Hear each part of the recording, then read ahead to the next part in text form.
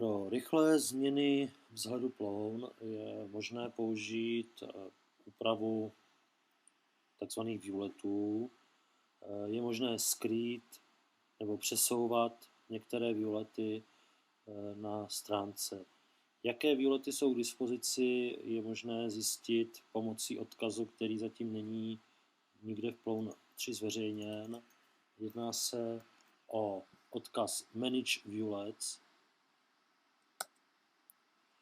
A zde se zobrazí stránka rozdělená na jednotlivé sekce, na tzv. Violet Managery a na violety, které jsou umístěny uvnitř Violet Managerů.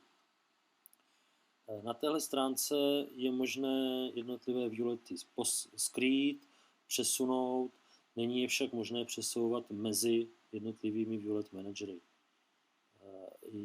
Je možné to vidět třeba zde. Není možné přesunout tento violet, tento box. Není možné přesunout třeba sem do tohoto Violet Manageru.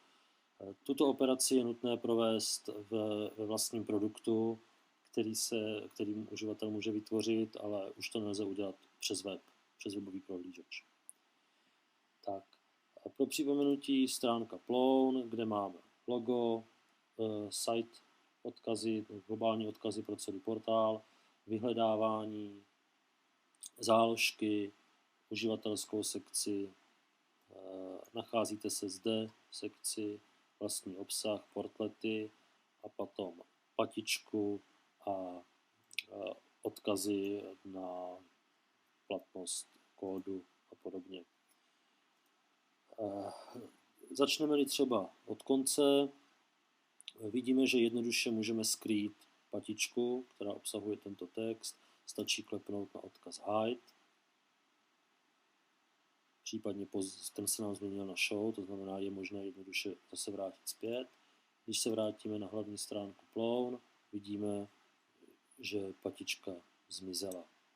Stejně můžu skrýt i ostatní části, takže skryjeme třeba toto, můžeme skrýt vyhledávání, odkazy, uživatelskou sekci, skrýt, nacházíte se zde, podíváme se, co se stalo.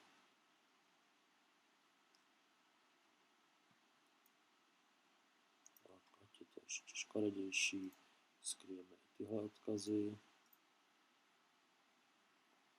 A nyní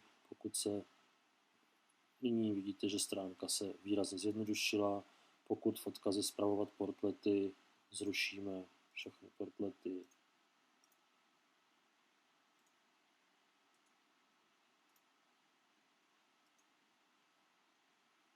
tak máme jednoduchou stránku. Protože jsem si zrušil odkazy na odhlášení, musím znát správné adresy, ale vidíte, jak může vypadat po pár zásazích výchozí stránka Ploun. Samozřejmě stejně se mohlo odstranit i logo.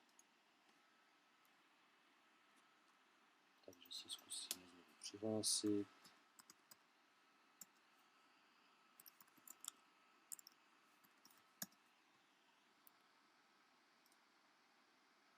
Odstraním logo.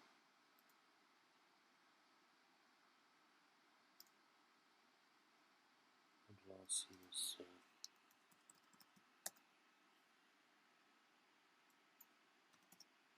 A máme takovouto stránku vytvořenou na Ploun portálu.